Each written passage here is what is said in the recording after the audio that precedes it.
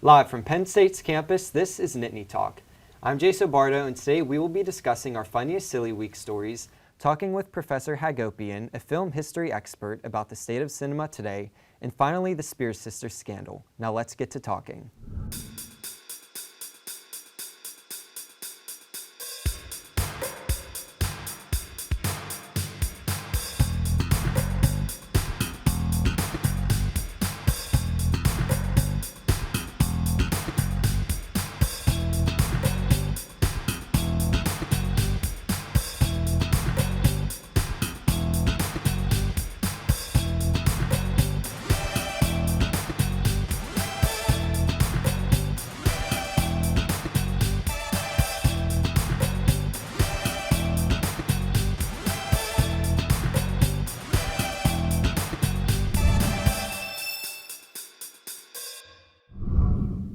Silly Week at Penn State is known as a fun week as any Penn Stater would know. Classes don't usually start until the second week of school. Right now, I'm joined by my co-hosts Caitlin Shilene and Carter Mayberry. Today, we will be discussing our funniest Silly Week stories. So guys, let's get talking. Silly Week is everyone's favorite week. I'm not gonna lie, it was my favorite part of the week, considering I had no idea this existed until I got up here.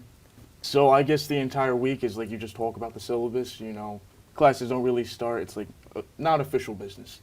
So I'm pretty sure this was the weekend it snowed, Me and a couple of my friends in our dorm, we were like, let's rekindle our childhood a little bit. We got to go sledding, I think all of Penn State thought that. We were all on the same wavelength that day. It was a great day. So we live in South. So like Shoreditch Road is like on an incline. We got a couple of those carts, We may or may not have started a little Mario Kart tournament down there. Long story short, the cops showed up. We were luckily done before they showed up, so we were like looking out the window, seeing like the red and blue show up. We're like, you've got nothing better to do? You really had to break up that tradition? I heard a lot of people got in trouble for sledding with the cops. Well, that's risky. Shortridge is a busy road going right on to college. A few of us made it to the main road. I'm not gonna lie. I completely fell out of one of the carts. Well, then you're probably in one of the videos I have on my phone. Yeah, I'm definitely on a couple Snapchat stories. So many people were posting videos on their stories and on Instagram. There was videos everywhere. My one friend took a video. She made a TikTok of two kids playing with lightsabers on the hub lawn, and it posted everywhere. It was like on Barstool U and PSU Barstool. It was really funny. No, I went out sledding with my friends. I live downtown, and so we didn't even go onto campus because there was a lot of people at the hub. We ended up going the next day. But when we were downtown, we had like container lids and containers. We broke a few containers, but the lids worked pretty well. You spray them down with PAM or WD-40, and it works great. My friend actually missed the one container lid, and she ended up face planting, and she was on Barstool. She was right at the end. So many videos on Barstool. Oh yeah, so many. There's a video of Frozo and a gorilla fighting, like costumes. Wait a minute. Speaking of Frozone, I hate to like break the identity of Frozone, but I actually know the guy. Yeah, he lives in my home. He's a local celebrity. He is. His name is Dietrich Murphy. Shout out Dietrich. But yeah, he lives on the ground floor, and we met like through an egg conversation. We were just talking about, I don't know why I'm bringing this up, but we were just talking about eggs. I was like, wait a minute. I know that kid. He's in the Frozone costume. It's the perfect time for him to come out during a snowstorm. It really was. And then I've seen the gorilla around. Yeah, him too. I think he's just like the embodiment of Silly Week. Frozone and just a gorilla fun. fighting on the hub lawn. I think the snowstorm made Silly Week. It wouldn't be as much fun without it. It did, yeah, because it gave everyone something else to do that, they don't normally get to do. I saw people like hooked onto the back of Jeeps, like sledding down entire College Ave, Beaver Ave. Yeah, when we went sledding, we ran into some people. We didn't even know them; they were strangers. But they had server trays from one of the restaurants. I don't know how they got them. I didn't ask questions, but they went faster than the container lids. Oh, I think it's funny how everyone just comes together to sled. When people who don't even know each other, and everyone's like, all right, let's go. Hub lawn, there was like hundreds of people. It was crazy. Yeah, and anyone who knows me knows that I hate the cold. I hate the snow. So do I. I did not go outside. Yeah. I watched it though. Yeah, but I liked it that night, yeah. Yeah. My car was covered in snow. I had to shovel it out all weekend. That's the other thing. Having a car up here, it was terrible. That's not fun whenever I could not lift all that snow off my car. It was a lot. And I'm sure you're not in a garage then. No, I live at the retreat, so it's like far. Yeah.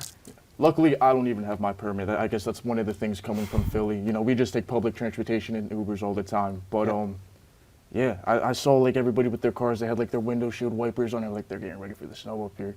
We got a lot of snow. Honestly, wasn't expecting it. And the snow up here is so much nicer than the snow like in the city. Like how you get like that gray slush. Yeah. That looks like. Yeah, it's like nice, like pillowy white snow up here, and I'm like, wait a minute. It's like a winter wonderland. Exactly. It's all slush now. That's the bad part about it. Yeah, but Silly Week was chaotic. I had like none of my classes, and I had to pick classes like the last Friday because my whole schedule was all messed up. Oh, wow. The other thing I love about Silly Week is seeing how full your classes are the first week, and then the people realize, oh, I don't really need to come to this class, or I'll only come one day a week. And as the semester goes on, it just gets lesser and lesser. Exactly. Yeah. They should never tell me, like, hey, you don't have to show for these classes, because I will not show for the class if it's not mandatory. I will happily sit in those Zoom meetings, taking those notes, doing the allotted work. I think a lot of people think that. That concludes our discussion for today. I hope we got you guys to laugh in Nittany Talk. I'm Caitlin Shilene.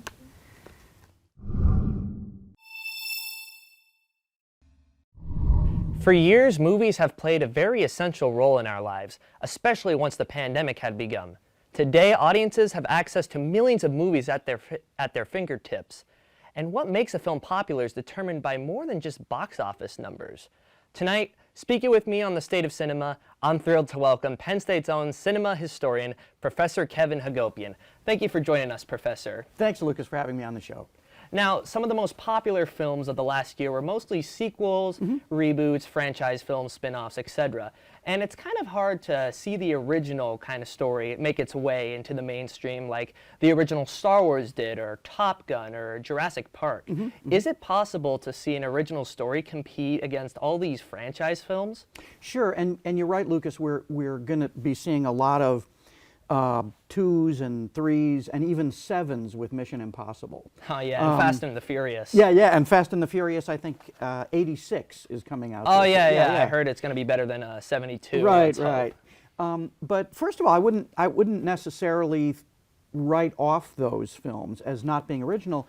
You know, you're having more and more directors of real stature, the Ryan Cooglers, the Edgar Wrights, who are taking on, you know, so-called franchise films, with the idea of doing something unique in a particular chapter. So there's that, and then of course we're all looking forward to Sonic the Hedgehog 2, which is of course. I know I'm going to be there, front row seat, Absolutely. Opening day. Can't wait to see it. Especially Jim Carrey. He did outstanding in the first Absolutely. movie. Love his corn.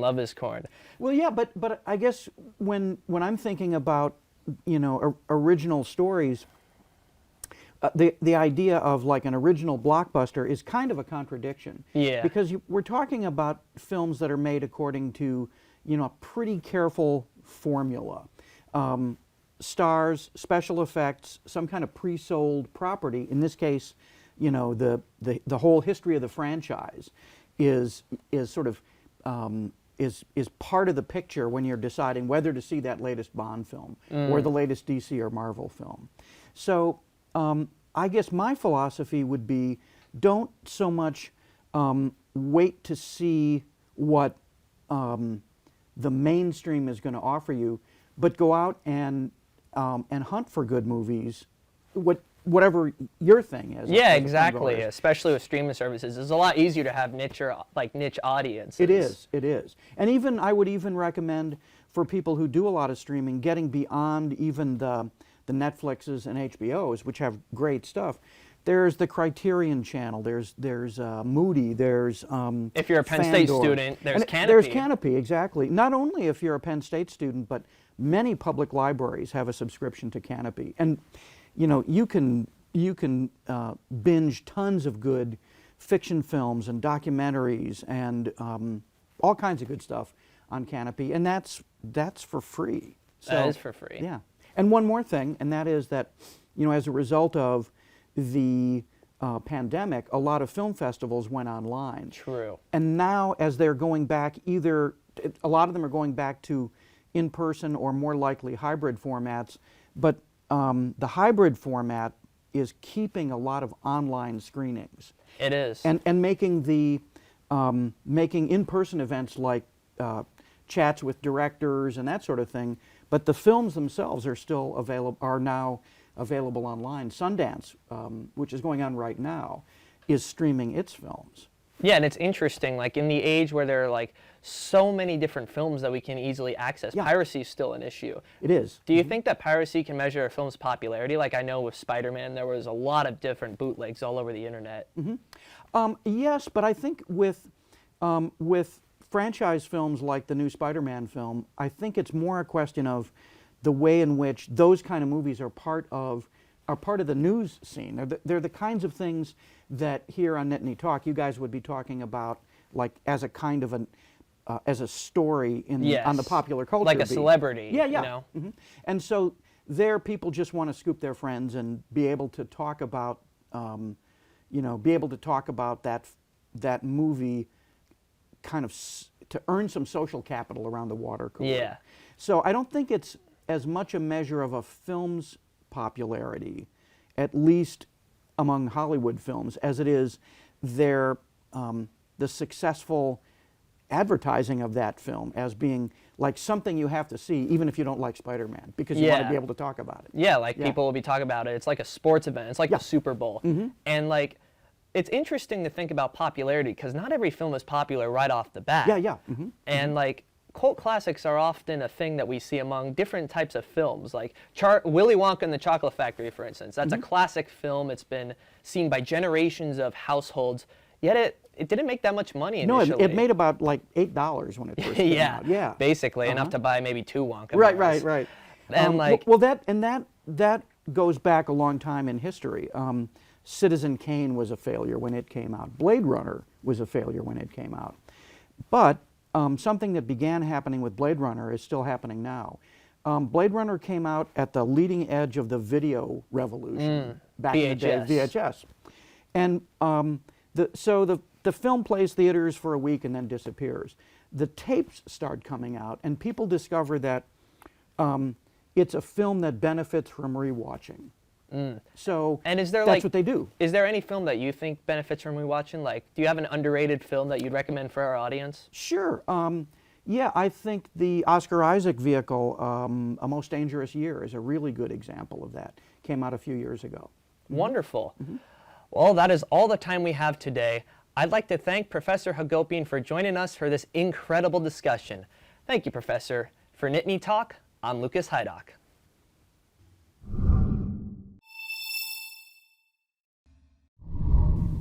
Welcome back to Nittany Talk. I'm Carter Mayberry. 2021 was a year of growth, sadness, and awareness. Britney Spears was released from her conservatorship November 12th, and the Free Britney movement was ecstatic. Alex Cooper from Call Her Daddy finally got a chance to interview Jamie Lynn Spears, and we have all the reactions and comments you need. Caitlin, would you like to give a little intro on this topic? So Britney Spears was under a conservatorship for 13 years by her father, and it was just lifted in August. And it was this huge thing on social media, and everyone was like, #Free Britney movement, and they made a documentary about it. The conservatorship was a big deal because it basically told her how she could spend her money. And controlled her life, how she could live, like what she could do. I think I saw somewhere along the way that she had to do a whole show and she had a fever, something like that. Her dad made her do that. And her dad was in control of all her finances, right? Yeah. That was the whole gist of it? And I can see that being a thing whenever she first started her career, because she was a child star. She Yeah, started but off now on the she's an Mickey adult with Mouse show or kids. something. Yeah, Yeah. exactly. So I feel like when she turned 18, that money should have been hers because she was paying her family's bills. Exactly. Yeah, that's what they mentioned on the podcast. I heard she was paying her family's rent and bills. I think Jamie said that she offered to buy her mom a house if they divorced her father or something, which kind of shocked me because on a surface level, it's a glitz and glamour relationship. It's oh, it's a perfect family.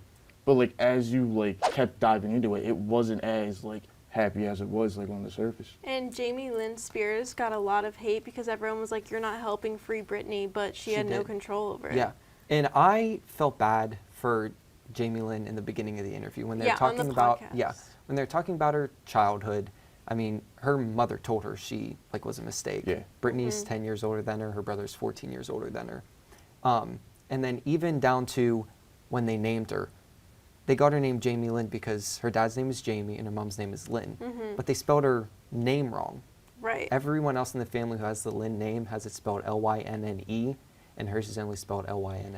I know she definitely felt like an outcast from her family. She was definitely like the black sheep of the family, and you could definitely see that in like the beginning of the podcast. But I hate to like take a little like side note. Apparently, there was a whole cease and desist order from Britney Spears. Yes. After the whole interview went public. Yeah, after the podcast came out, Britney's lawyer sent a cease and desist order to Jamie Lynn and said, "Hey, stop talking about this, or else we're gonna sue." But Britney like bashes her on social media, makes her seem like the bad guy. She does. And then texts her behind the scenes being like, "I love you, you're my family," which just seems like it's so unfair to Jamie. Yeah, and that's why this whole It's- situation's so wishy-washy. You don't know who to believe because you look at this book and really the whole book's not even about Britney. It's about Her Jamie's life story. But Britney was her sister, so of course it played a big part in it. But why would she make up some of this stuff? Because she's not going to gain anything from Exactly. it And except also- this attention. Her own struggles on Zoe 101 and stuff. It wasn't just about Britney Spears, because I feel like her whole life is about Britney Spears. Yeah, I Yeah. mean, she gave birth at 16. And her Exactly. family tried to cover it up. Mm-hmm. Yeah, that's absolutely shocking. Like, I don't know how to pick a side here because it's, as you said, it's like it seems like very petty, like surface level stuff. Do you have any person you're leaning towards, or is it just kind of like middle ground? I'm gonna figure this out as it goes along. I'm more on the Britney side now that I have most of the story. I think they both have their own struggles, and so I don't know who to choose, but I think that the whole thing is blown out of proportion. Yeah, because really, there's no Jamie Lynn Spears without Britney Spears. Exactly. And actually, the Call Her Daddy podcast is like, they're getting backlash because all the Britney fans are like, And the hate. you know, yeah, they want it canceled. And Alex Cooper was just trying to help Yeah, that's clear her true. name. That concludes our discussion on the Spears sister scandal. Thanks for tuning to Nittany Talk.